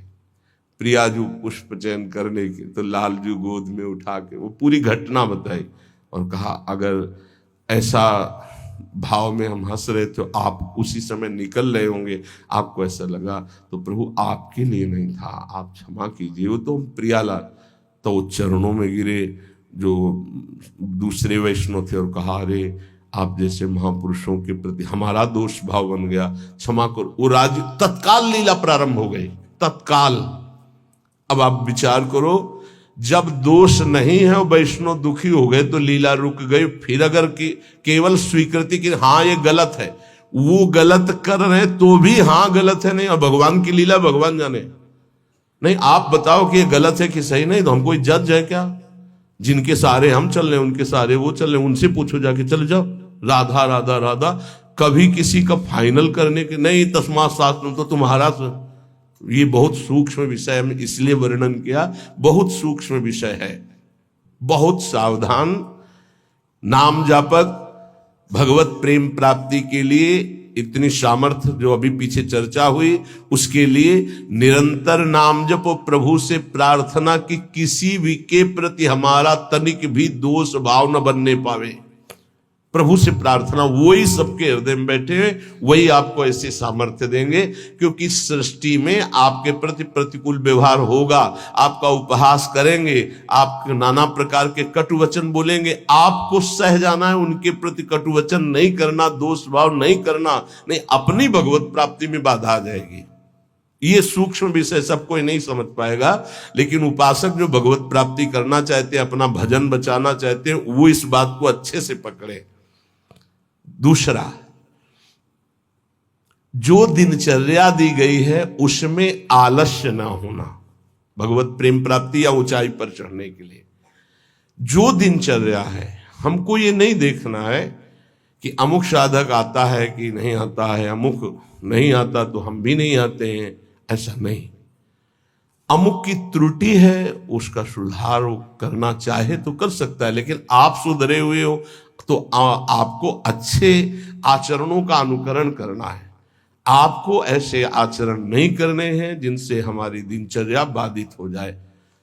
एक चीज और ध्यान रखना है, इसको बहुत विस्तृत रूप से समझा इसलिए रहे कि एक दिनचर्या है जिसके पास सेवा नहीं, गुरु सेवा, और एक दिनचर्या है जो गुरुजनों की सेवा में रहते हैं। उनसे हो सकता है जो भागवतिक दिनचर्या का आदेश दिया गया है वो ना हो, तो उनको असंतुष्ट नहीं होना, क्योंकि वो गुरु सेवा में है। सारी दिनचर्या का फल जो है वो गुरु प्रसन्नता है। तो अगर वो गुरु सेवा में, जैसे हमारी श्री जी की भोग सेवा में है, अब प्रातः बाल भोग से लेकर के शयन तक कितने भोग श्री जी को लगते हैं, अब उनमें उनको हो कि हमारी दिनचर्या तो नहीं। अब जैसे जो और हैं सेवा में है, बहुत से, कोई किसी सेवा में, कोई किसी सेवा में, अब उनकी दिनचर्या वो माला लेके नहीं बैठेंगे। थोड़ी थोड़ी देर में जो दिनचर्याएं हैं, जो सेवाएं हैं, तो उनको इस बात का पश्चाताप नहीं करना कि मेरी दिनचर्या नहीं चल रही। वो तुम्हारी दिनचर्या गुरु प्रसन्नता के अंतर्गत है, उसमें नहीं सोच। और ये नहीं सोचना कि अब हम सेवा कर रहे हैं तो हमारा वो भजन तो हो नहीं रहा जो दूसरे माला से कर रहे हैं, तो पता नहीं मेरी गति क्या होगी। ये नहीं सोच। गुरु सेवा का एक प्रताप है, ये भी ध्यान रखना। जैसे मान लो कोई शरीर के वस्त्र धो रहा है, कोई ऐसी सेवाएं कर रहा है, वो नाना प्रकार की सेवाएं हैं जिनमें उनको समय ही नहीं मिल रहा कि वो बैठ करके पद गायन करे, वो 11 माला 41 माला वो संख्या पूरी करे। अच्छा, सेवाओं में लगा है तो उसका मन लगा है। अब उसका मन कहाँ लगा है? ये वस्त्र गुरु जी का है, ये गुरु जी के लिए जल है, ये उसका चिंतन हो रहा। ध्यान मूलम गुरु मूर्ति, पूजा मूलम गुरु पदम, मंत्र मूलम गुरु वाक्य, मोक्ष मूलम गुरु कृपा। क्योंकि कई साधक ऐसे हैं जो फिर उनको पश्चाताप होगा कि दिनचर्या में बाधा पड़ रही हमारी, तो दिनचर्या की चर्चा हुई थी। नहीं, जिनको सेवा मिली हुई है उन। एक बार भगवान शंकराचार्य जी से कई शिष्यों ने कहा कि एक ये ब्रह्म सूत्र है, इसकी व्याख्या सुनना चाहते। तो उनकी शरीर सेवा में स्नान के बाद जो वस्त्र लंगोटी आदि प्रक्षालन करना है, वो त्रोटकाचार्य जी रहते थे। तो उन्होंने कहा त्रोटक को आ जाने दिए। तो उन्होंने कहा प्रभु, वो तो कभी व्याकरण नहीं पढ़े, कभी शास्त्र, जब गायन स्वाध्याय होता है तो कभी बैठते नहीं हो, तो शरीर सेवा में ही लगे रहते। मतलब ज्ञान की चर्चा थी ना, तो शरीर को, गुरु के शरीर को वो साधारण शरीर समझ रहे थे। उनका अच्छा ऐसी बात है, आ जाने दो उसको। जब आ गए तो बोले खड़े हो, इस ब्रह्म सूत्र की व्याख्या करके बताओ। तो जो पढ़ने लिखने से नहीं आता, गुरु कृपा से आता है। तत्काल संस्कृत का प्रादुर्भाव हुआ और वैदिक सिद्धांतों का प्रवचन, सब दंग रह गए। तो उनका गुरु की लंगोटी ढोने वाले को साधारण समझते हो क्या? साधारण नहीं होता गुरु की लंगोटी धोने वाला, वस्त्र धोने वाला। असाधारण कृपा से सौभाग्य मिलता है, असाधारण कृपा से। तो जिनकी जो दिनचर्या ऐसी है कि उनको फुर्सत ही नहीं है, तो उनको कभी नहीं सोचना कि इतने बजे इतने बजे इतने, उनकी दिनचर्या है। तो ये चीजें ध्यान रखना है उपासक को। प्रमाद में हमें दिनचर्या में बाधा नहीं पहुंचानी, प्रमाद युक्त हमारी दिनचर्या नहीं होनी चाहिए। यदि गुरु सेवा, इष्ट सेवा में हमारी जो गुरु की अन्य साधकों के प्रति बताई हुई दिनचर्या, उसमें बाधा पड़ती है तो वो बाधा नहीं मानी जाएगी आपकी। दूसरा जो अभी वर्णन किया, गुरु प्रदत्त दिनचर्या में बाधा नहीं होनी चाहिए। बहुत बड़ी चीज है गुरु प्रदत्त दिनचर्या, बहुत बड़ी वस्तु है, बहुत बड़ी वस्तु। गुरु सेवा मिल गई तो लाडली जो अधीन हो गई पक्का। तीसरा, कुसंग से दूर रहना, ये बहुत जरूरी है, बहुत जरूरी है। रावण लंका में रहता था, लंका समुद्र के किनारे थी, समुद्र निर्दोष था, पर ऐसे दोषी का संग समीपता होने के कारण समुद्र को बांध लिया गया, समुद्र बांधा गया। जिसकी मर्यादा अपार है उसे मर्यादा पुरुषोत्तम ने बांध दिया। किस लिए बांधा गया था? क्योंकि रावण का पड़ोसी था। रावण का पड़ोसी होने के कारण समुद्र को बांध दिया गया। जो रही उत्तम प्रकृति का कर सकत कुसंग, चंदन विष व्यापत नहीं लपटे रहत भुजंग। अच्छा, जब कोई गलत करता है तो वो चार से थोड़ी कहता है कि मैं गलत करता हूं, नहीं, वो सही और कुबुद्धि को वो ही सही दिखाई देता है, गलत सही दिखाई देता है और वो परमार्थ से भ्रष्ट हो जाता है। इसलिए कुसंग से बहुत दूर रहना चाहिए। सत्संग और कुसंग का कैसे पहचान करोगे कि हमारा कुसंग हो रहा है, हमारा सत्संग हो रहा है या कुसंग हो रहा है, कैसे पहचान करोगे? तो संतों ने कहा है, जाके संग कुमति मति उपजय करत भजन में भंग, जिससे देह भाव पुष्ट होने लगे, भगवत भाव नष्ट होने लगे, वैराग्य भाव नष्ट होने लगे, राग पुष्ट होने लगे, भजन छूटने लगे, संसार अच्छा लगने लगे, नाम छूटने लगे और ध्यान अच्छा लगने लगे। गुरु से अश्रद्धा हो जाए, भक्ति से अश्रद्धा हो जाए, ये कुसंग का फल होता है। अच्छा, कुसंग का फल जब आपके ऊपर चढ़ेगा तो आपको नहीं लगेगा मैं कुसंग कर रहा हूं, नहीं तो ठीक हो जाओगे। सामने से महापुरुषों को लगेगा कुसंग कर रहा है, और वो जब कहते हैं तो उनको चिड़चिड़ाहट होती, मैं कहां कुसंग कर रहा हूं। नहीं नहीं, क्योंकि कुमति कभी स्वीकार नहीं करती कि मैं कुमति हूं। अगर स्वीकार कर ले तो सुमति आ जाए। कुसंग से बचना चाहिए। पहला है निरंतर नाम जप करते हुए भगवान से प्रार्थना करना कि कभी किसी के प्रति हमारा दोष दर्शन न हो, शत्रुता का भाव न हो। दूसरा, गुरु प्रदत्त दिनचर्या का पालन करना, आलस्य बिल्कुल ना आने देना। तीसरा, कुसंग से बचना। और चौथा, उन ग्रंथों से, उन प्रवचनों से, उन किस्से कहानियों से, उन चित्रों से बचना चाहिए जिनसे हमारा भगवत भाव नष्ट होता है। जैसे कल एक प्रसंग में प्रश्नकर्ता कह रहे थे कि हमको उपदेश मिला है कहीं से, बस श्वासों के आने जाने पर ध्यान दो, बस इसी से परम पद मिल जाए। यार श्वासें तो वैसे ही चल रही हैं, आने जाने के ध्यान का मतलब क्या रहा? श्वासों के आने जाने का ध्यान दो कि खाली तो नहीं जा रहे हैं। हर में राधा वल्लभ सी हरिवंश राधा राधा राधा। जैसे कल आपसे कहा था, नाम रूप लीला धाम से हटा दे वो कुसंग होता है। वो बेचारा, पर हमका थोड़ी श्रद्धा है हमारे प्रति। बोले श्रद्धा ही तो लाई है आपके पास। तो हमका आज से राधा राधा नाम जप कर, और प्रभु का जो रूप ध्यान में तुम्हारे प्रिय लगे, राम रूप, कृष्ण रूप, हरि रूप, जो भी, तुरंत ध्यान कर, उनके ध्यान में लग। ये बिहारी जो राधा रमन, जो राधा वल्लभ, जो साक्षात भगवत प्राप्ति के लिए ही तो विग्रह रूप धारण करके प्रकाशित हो रहे। कभी कभी जिसे हम सत्संग समझते हैं वो कुसंग बन जाता है। इसको ध्यान से सुनना। इसीलिए रोज सत्संग में घुमा के आ जाती है बात कि इष्ट मिले और मन मिले, मिले भजन रस रीति। अरे भगवान शिव नाम जप करते हैं, सनकादि नाम जप करते हैं, वो परमात्मा निराकार है, साकार है, सगुण है, निर्विशेष, पूरा का पूरा आपको समझ में आ जाएगा। फिर उनको समझाया कि गुरुदेव साकार है कि निराकार, जो उपदेश किए थे। बोले साकार है। प्रणाम करते हो? हाँ। माला पहनाते हो? हाँ। तो गुरुदेव की पूजा हुई कि नहीं? बोले हाँ हुई। तो उनका गुरुदेव मूर्त है कि अमूर्त?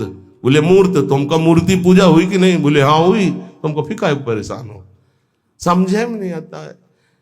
अरे भाई, बहुत संभल के, बहुत संभल के। शास्त्रों में जो लिखा उसको समझना के लिए बहुत पवित्र बुद्धि चाहिए। परमात्मा निराकार भी है। कैसे निराकार है? देखो, आकार खंबे का इसमें है कि नहीं? और जब भावना किया प्रहलाद जी ने कि है, तो निकल पड़ा ना नरसिंह रूप में, तो है ना साकार। वो निराकार रूप से सब जगह है, पुकारो तो साकार रूप होकर अभी दिखाई दे। वो साकार भी है और निराकार भी है। यहां जल है, इस वायुमंडल में जल है। देखो भला कहां गीला हुआ। और एक मशीन है, जो उसको ऑन करके रखो तो एक कमरे में 3.5 लीटर 4 लीटर पानी 4-5 घंटे में निकल जाता है। और कमरे में कहीं बूंद नहीं है। वाष्प मतलब जल है, वाणी है। वाणी का मतलब आकाश शब्द है, वायु है, अग्नि तत्व है, इन सब कुछ विराजमान है। लेकिन निराकार दिखाई दे रहा है ना? कहां दिखाई दे रहा? सब साकार रूप में आ जाता है। वही साकार है, वही निराकार, कुछ अंतर नहीं। सबके हृदय में आकार, ये देखो बाहर, और अंदर बैठा हुआ है निराकार। और पुकारो तो आकार रूप के लेके आ जाएगा। राम तो मर्यादा पुरुषोत्तम कमल नयन रूप धर करके वही आ जाए। वही रूप है, वही अरूप है। कोई अंतर नहीं। सब ज्ञान हो जाता है नाम जप से, सब ज्ञान। पर बचो ऐसे उपदेश से जिससे भजन ही न हो पावे। ऐसी ग्रंथ हैं ऐसे, जैसे भगवान श्री कृष्णचंद्र जी ने गीता जो लिखी है, आप भगवान की वाणी को अपने भावना के अनुसार समझ लिए, लेकिन संपूर्णतया तो भगवान ही समझावे तो समझ पाओगे ना। सोई जाने जे देव जनाई। निंदा स्तुति के विषय नहीं है, पर यह बात है कि पूज्य श्री स्वामी राम सुखदास जी महाराज इतनी सरल भाषा में गीता जी का स्वरूप प्रकाशित किया कि मुझे लगता है कि अपने जैसे मंद बुद्धि वालों को भी भगवान की दिव्य वाणी समझ में आए। स्वामी जी का अवतार इसी बात के लिए हुआ था, गीता जी के लिए, श्री स्वामी राम सुखदास जी, कि साधारण से साधारण आदमी गीता के गूढ़ शब्द को, राष्ट्र को जान जाए। इतना बड़ा विस्तार से अमृत दे दिया गीता जी के भाव का। और ज्ञानदेव जी महाराज, एकनाथ जी महाराज, आद्य गुरु भगवान शंकराचार्य, जो बहुत से बड़े बड़े महापुरुषों ने गीता जी की टीका, हमें लगता है वो इन महापुरुषों की टीका के बाद अब हमको और कौन सा ज्ञान जानना बाकी रहेगा। एक बार एक सेवकवाणी श्री दामोदर दास सेवक जी की, नए नए हम थे तो हमको किसी ने दिया था कि पढ़ना। महाराज जी को हमारा ये काम था गुरु जी से जांच करवाए बिना हम किसी, क्योंकि पता है कि जिस विषय के हमें तो हमारे प्रमाण लगे, तो उनका महाराज जी ये वाणी जी प्राप्त हुई, वो किसी और। महाराज जी ने जो देखा ऐसे वाणी ली, अब किसी की भी लिखी हुई है ऐसे, लो, और तुरंत ऐसे फूल में लपेटा, बोले जाओ यमुना जी पधरा के आओ। और फिर ये वाणी आजीवन के लिए वो बस्ता में बंदी, लेकिन ये टीका जो लिखी हुई है ये पास गुरुदेव से, इसीलिए हम जितने भी साधक अपने, हमारे गुरुदेव ने जो पास किया है अर्थ, ये पूज्य श्री आचार्य चरण का, बस कोई भी हो गुरु से जो पास, बस वही। तो ये ध्यान रखना कि महापुरुषों ने जो टीका की है वो ऐसे अर्थ नहीं लिखा है। गुरुजनों की दृष्टि बहुत पैनी होती है, अपने बच्चे को कैसे बचाते हैं। ये उन ग्रंथों का अर्थ नहीं पढ़ना, जिनको ब्रह्म प्राप्त भगवत प्रेम प्राप्त महापुरुष प्रमाणित नहीं करते, उन ग्रंथों को नहीं पढ़ना बहुत ही भटकाव है। आपको सच्ची बता दें, वाणी जी को अपने अनुकूल करके अर्थ किया जाता है। वो महापुरुष जो क्षमता को प्राप्त है, चाहे गीता हो चाहे भागवत हो, हमारा किसी से अपनेपन वाला बात की बात नहीं कह रहा हूं। आज तक पूज्य श्री हनुमान प्रसाद पोद्दार जी महाराज के संपादन के किए हुए वाणी ग्रंथ में एक शब्द पर कभी संशय नहीं हुआ। आज तक पूज्यपाद उड़िया बाबा के उपदेश में कभी एक शब्द पर संशय नहीं हुआ। पूज्य श्री स्वामी राम सुखदास जी महाराज के एक शब्द पर संशय नहीं हुआ। जैसे पूज्य स्वामी जी का एक छोटी सी पत्रिका निकली थी ग्रंथ में, गुरु के बिना मुक्ति। स्वामी जी ने जो कहा उसके अंतर की बात समझ लो। स्वामी जी ने के पास इतनी शिकायतें पहुंची, रोना धोना और बड़ा विचित्र कोटि का उस समय जिनके प्रति शिकायत हुई थी, तब स्वामी जी ने सभा में कहा था कि तुम जो सुन रहे हो, ये जगत गुरु श्री कृष्ण की वाणी सुन रहे हो, इसको मानो, इसी से तुम्हें परम पद मिल जाएगा। ऐसे बनाने की जरूरत नहीं है जहां ऐसी शिकायतें आ रही। स्वामी जी किस लक्ष्य को लेकर बोले थे? स्वामी जी किसी संप्रदायवाद को नहीं काटे, स्वामी जी किसी गुरु परंपरा को नहीं काटे। स्वामी जी के शब्द थे उस बनावटीपन के लिए, जो बनावटीपन से ठगा जा रहा है, लोगों के जो चित्तों की श्रद्धाओं का मर्दन किया जा रहा था। जब स्वामी जी के पास शिकायतें पहुंची, तब स्वामी जी ने वो बात कही कि ये जगत गुरु की वाणी है गीता जी, इसको सुनो, स्वीकार करो, जाओ, परम कल्याण ना हो जाए तो बताना, गुरु के बिना मुक्ति। गुरु बनाने की जरूरत नहीं, वचन सुनो, मानो और जाओ। कोई एक शब्द में उसको घसीटो मत इधर उधर, सीधे जिस प्रसंग से महापुरुष बोले उस बात को समझना है। तो हमको ऐसे ग्रंथ नहीं पढ़ने, ऐसी किताबें, ऐसे शास्त्रों की व्याख्या, ऐसे किस्सा कहानियां, ऐसे दृश्य, ऐसे चित्र, ये सब ना देखे जो भजन में बहुत बाधक है। पांचवा, किसी भी बहाने से जिसमें महिलाएं नृत्य करती हों वो दृश्य न देखे। भले कीर्तन हो रहा है, भजे भजन हो रहा है, लेकिन जिसमें माताएं बहनें नृत्य कर रही, बैरागी को देखने की जरूरत नहीं है। फिर और नौटंकी तमाशा और सीरियल और वेब सीरीज इनकी तो जरूरतें नहीं है, बिल्कुल नहीं। कि खाली समय है, हम बड़ा मोबाइल है स्मार्ट, चाहे जितने स्मार्ट बनो, माया से ज्यादा स्मार्ट नहीं हो। ऐसी स्मार्ट गिरी में फंसा देगी तुम्हें, ये सारी स्मार्ट गिरी चली जाएगी। बहुत होश में चेटक, नाटक, नाच, तमाशा, ये सब परमार्थ के लिए बहुत हानिकारक है। किसी बाहरी साधक से पूछा कि मोबाइल में आप बोले बस गेम खेल लेते हैं। अरे यार, गेम खेलना है तो नाम का गेम खेलो, मंत्र का गेम खेलो, हाँ, वाणी जी का पूरा गेम खेलो। क्या शुरू करो उल्टा चतुरासी जी, आज वह देखिए तो प्यारी रंग भरी, छाण दे माननी मान मन धरी, वो नागरता की उल्टा गेम खेलो। अभी देखो आंसू आने लगेंगे तो ये गेम खेलोगे।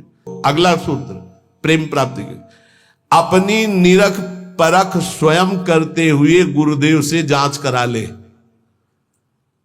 अपनी अंतर की वृत्तियों को देख ले, जहां को संशय लगे तो जांच करवा ले कि ये वृत्ति सही है या गलत। जैसे बाहरी लोग आके कराते हैं, अब सबे खड़े ना हो जाए वहां जाके कि एकांतिक तुम वहीं से होने लगे। रोज सत्संग में यही तो जांच परख होती कि आप अपनी जांच कर लो। नहीं तो एक बार कहा कि अपनी दिनचर्या बना के आओ तो इतने कागज आ गए, हम कहा कब तक हम इनको देखेंगे। दिनचर्या जांच, इंद्रियों का जब विषयों के प्रति आक्रमण होता है, एक वेग होता है, एक आकर्षण होता है, एक ऐसा जिसे तुम रोक नहीं सकते, उस समय तुम्हें जरूर संत संग में हो जाना चाहिए। उस समय बुद्धि काम नहीं करेगी। और जिस समय तुम्हारा केवल बुरा चिंतन बन रहा है, ये उस समय की बात है कि आक्रमण हो चुका है, अब तुम बच नहीं सकते। अब इसको संत संग से मिटाओ तुरंत, तुम अकेले नहीं मिटा पाओगे। और अगला जो है वो कह रहे हैं, जब तुम्हारा चिंतन गलत हो रहा तो नोच के फेंक दो, मिटा दो उस चिंतन को जो गंदा हो रहा है, नहीं तो आगे फिर वही दशा आ जाएगी। एकांत में इंद्रियां और मन साधक के ऊपर शासन करते हैं। उस समय साधक को अपनी इंद्रिय और मन की रखवारी करना है बस। इसलिए एकांत में भजन बहुत जरूरी है। 10वां, जैसे परीक्षार्थी परीक्षा की तैयारी करता है, ऐसे परमार्थी द्वंद्वों की तैयारी कर ले। मान अपमान, निंदा स्तुति, लाभ हानि, सुख दुख, ये आने वाले हैं, तुम्हें समान रहना है। तैयारी करो परीक्षा की। और ये परीक्षा जब होती तब आप समझ नहीं पाते कि आपकी परीक्षा हो रही, और समझने नहीं दिया जाएगा परीक्षा हो रही। कम से कम परीक्षा में तो बताया जाता है कि कल से पेपर शुरू है, सावधान, तैयारी कर लियो। अपने यहां परीक्षा बताई ही नहीं जाती, बाहर निकले से शुरू हो गई परीक्षा। अब तुम्हारे दिमाग में नहीं कि परीक्षा है तो तुम उससे लड़ पड़े, फेल हो गए, नंबर कट गए। बिल्कुल हर समय कभी भी कहीं भी परीक्षा हो रही। ये बहुत बड़े महापुरुष हैं, कह रहे हैं कि जैसे परीक्षार्थी को अपनी परीक्षा की तैयारी करनी होती है, ऐसे परमार्थी को अपनी परीक्षा की तैयारी करनी। क्या? स्तुति, निंदा, मान अपमान, लाभ हानि, शत्रुता मित्र, ये द्वंद्व आएंगे, आपको उत्तर देना इनका, तभी आपकी द्वंद्वातीत अवस्था आएगी। तैयार रहो, रोने की जरूरत नहीं, उसने हमको ऐसा कह दिया, उसने ऐसा किया, उसने। तैयार रहो, परीक्षा हो रही। पर उस समय याद नहीं रहता कि परीक्षा हो रही, और जिसको याद रहता है बच के निकल जाता है। बड़े बड़े महापुरुषों को ये परीक्षा देनी पड़ती है, बड़े बड़े महापुरुषों को, ये मत समझो। हाँ, ये द्वंद्व आएंगे, आपको इनकी परीक्षा देनी, परमार्थी हो। और 11वां, इतना भजन कर लो कि तुम्हारे हृदय में मौत का डर खत्म हो जाए,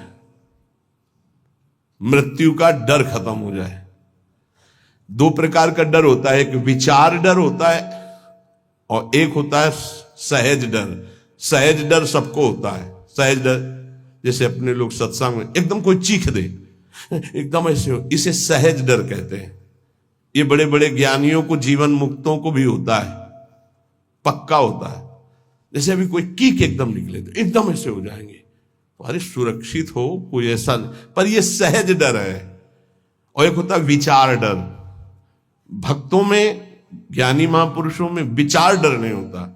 यही बात जो यहां लिखी है, एक बार स्वामी मग्नानंद सरस्वती जी सेनपुर में बट वृक्ष के नीचे कर रहे थे, तो एक विरक्त महात्मा आए थे, ज्ञानी। तो उनका, स्वामी जी सहज डर कैसे हो सकता है? जब सहज स्वरूप में रहता है ज्ञानी, देह भाव में रहता है, तो सहज डर कैसे हो सकता है? हम आपकी बात नहीं मानते। विचार डर तो होता ही नहीं, लेकिन सहज डर भी नहीं होता। कोई संसारी आदमी वो देह भाव से ऊपर उठे, महात्मा को चौकी लगाओ। वो बड़े सिद्ध पुरुष थे, बड़े, देखो जो भगवत प्राप्त होते बड़े मस्त रहते हैं, बड़े मौजियल। उनको किसी की परवाह नहीं होती, एक मस्ती, ऊंची चौकी में बैठा ला। तो उनका कह रहे नहीं महाराज आप नीचे बैठे हैं। बोले आप इतना सुंदर ज्ञान की बात कहे, आपको चौकी ना मिले, विराजो। बैठ गए चौकी। और उनको क्या पता कि सिद्ध महापुरुष लीला हो रही है। तो जो इस शुरू के, तो जो गीध है या जैसे चील है, ये बड़े पक्षी होते हैं। तो एक चील ऐसे बैठा बरगद की सूखी डाल पे, वो खर खर खर ऐसे करती, जो ऐसे आए वैसे हुए, चौकी के नीचे गिरे। चौकी ऐसे हुई, ऐसे गिरे। अरे अरे भाई चौकी संभालो संभालो, बैठो बैठो महाराज। ये कौन सा डर था? बम तो नहीं गिरा है ना। अच्छा डार गिर रही तो कोई बहुत बड़ी तो गिर नहीं हो, आप देहातीत महापुरुष, डर कौन सा था? हंस दिए। उनका अच्छा अच्छा अच्छा अच्छा, अच्छे तो थे ही। उनका अच्छा अच्छा, परीक्षा हो गई। बोले इसे सहज डर कहते हैं, ये सबके ऊपर होता है। सहज डर सबको होता है, पक्का सहज डर। अचानक कोई आवाज हुई, सबको पता है, तो वो एकदम डर जाता है। वो डर नहीं है, वो सहज डर है। और एक है विचार डर। भक्त को विचार डर नहीं होता। तो कह रहे इतना भजन करो कि मृत्यु का डर खत्म हो जाए। खत्म हो गया मृत्यु का डर, मरने से जो डरने का भय है वो खत्म हो जाए, तब जानो कि अब हमारा थोड़ा भजन रंग लाया है।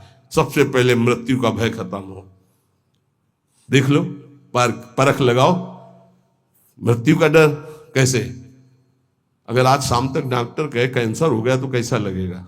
मृत्यु पर अगर विजय प्राप्त करनी है तो मृत्यु को याद रखना पड़ेगा। ये बात ध्यान रखो।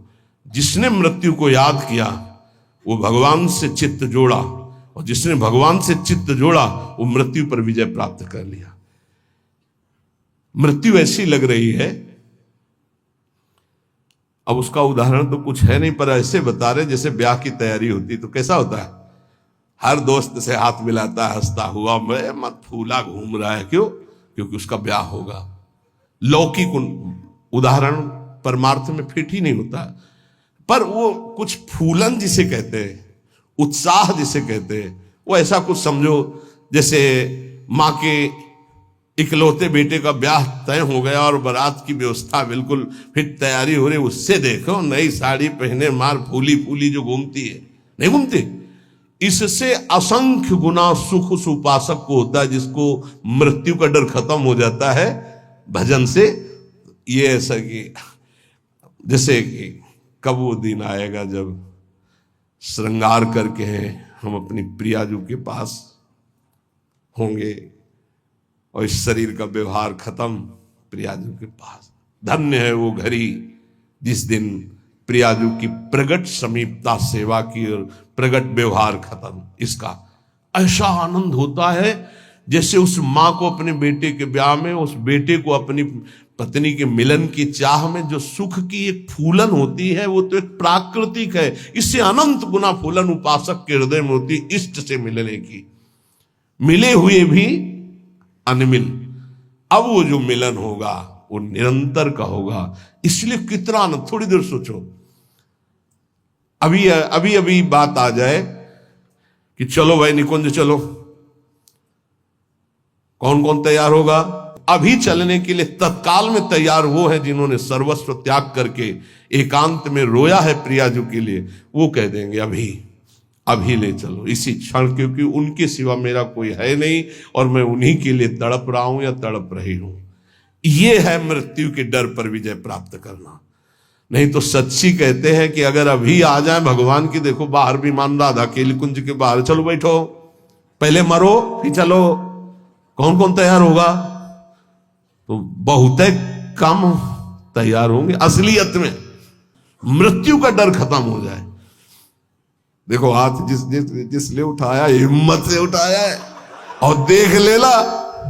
अगर अब डरे तो कच्चे रहोगे, नहीं सच्चे हैं श्री जी के लिए। मुझे श्री जी चाहिए, ये शरीर तो छूटना ही आज नहीं तो कल छूटेगा प्यारे, श्री जी के लिए पक्का। और जिसने हाथ उठाया है बस हिम्मत रखना, चलोगे साथ ही। देखो एक प्रेमानंद ऐसे यहां सोफा में बैठा है और एक प्रेमानंद तुम्हारे दिमाग में बैठा है, देख लो। तुम्हारे दिमाग वाला प्रेमानंद तभी मुक्त होगा जब तुमको मुक्त कर देगा। ये बात पकड़ लेना। एक प्रेमानंद ये बैठा है जो तुमको सोफा में दिखाई दे रहा है, और एक प्रेमानंद तुम्हारे हृदय में, तुम्हारे दिमाग में बैठा है, जिसकी बात पर आप चल रहे हो। वो तभी मुक्त होगा जब तुमको मुक्त कर देगा। ये बात ध्यान रखना। सच्चा गुरु कभी अपने को मुक्त नहीं होने देगा जब तक तुम्हें मुक्त नहीं होने देगा। गुरु बंदी बन जाता है शिष्य के हृदय में, जब शिष्य को भगवत प्राप्ति करा देता है तब वो मुक्त होता है। ये गुरु बनना कोई खिलवाड़ नहीं है, गुरु प्रताप से गुरु का।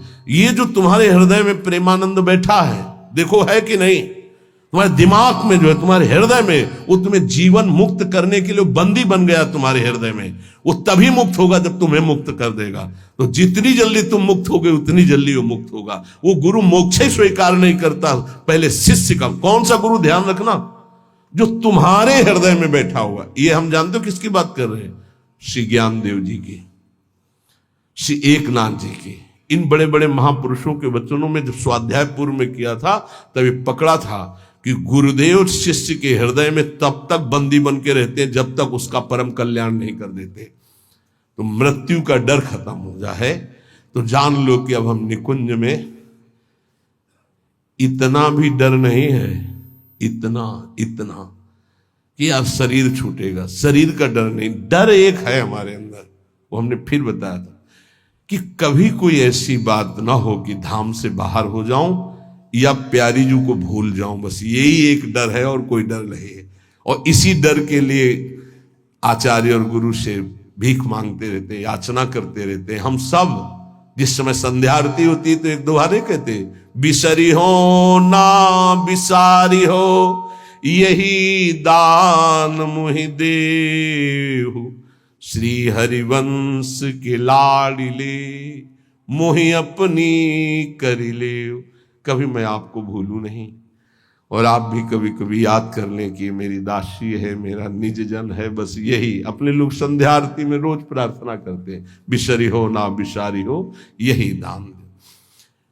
पहला, निरंतर नाम जप, प्रभु से प्रार्थना करना कि किसी के प्रति हमारा दोष दर्शन न हो। दूसरा, अपने गुरु प्रदत्त नित्य दिनचर्या को यथावत करना, आलस्य प्रमाद न करना। तीसरा, कुसंग से दूर रहना। चौथा, बुरी किताबें, किस्सा, कहानियां या ऐसी टीकाएं न पढ़ना जो हमारे अंदर भ्रम पैदा कर दे। पांचवा, नाच तमाशा, चेटक, नाटक, चित्र और ऐसे दृश्य, ऐसे सीरीज आदि न देखे जिससे हमारा मन विषयों में चला जाए। छठवां, अपनी निरख परख करके गुरुदेव से अपनी जांच कराते रहना।